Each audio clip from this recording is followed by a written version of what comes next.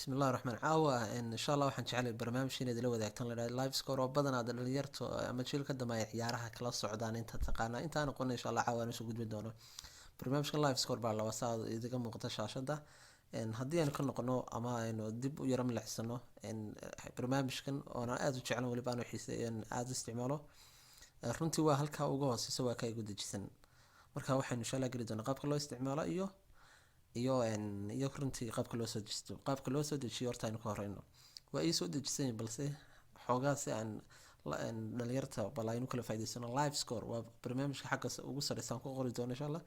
live waa bis ka soo boodaya markiiba live score oo ka waana ka ugu sareeya ay ku qorto live score isagana ku dhufanayna waan sii guda gali karnaa laakiin meel kale ayaynu yara kici doonaa si aynu bal u aragno meelaha badan laga helo chrome ka ayaynu tegnaa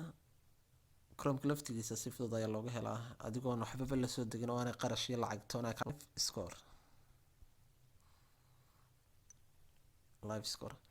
runtii qaabkan kale waxaan tusayaa dhalinyarta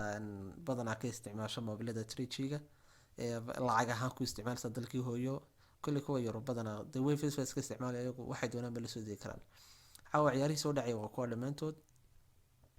waa ka ciyaarihii soo dhacay qaabkaas lagu ogaanaya qaabkaas waa qaabka koowaad haddaba qaabkii aan la soo degnay aan ku noqono open baan waan la soo degnay oo kale anigu way soo dejisan yahay adiguna insha Allah waad la soo degi doontaa markaad kulli la soo degtona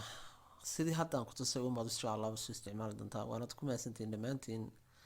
waqtigiina qaaliga intaad siisaan dhamaantiin waad arkaysaa maan filay caawa waa ciyaarihii soo dhacay dhamaantood waxa halka ku qoran Spain Copa del Rey وعد ما سنتين هبينكم هيدي وعنادو والسلام عليكم ورحمة الله وبركاته أولاد كان عبد العثمان مع السلامة.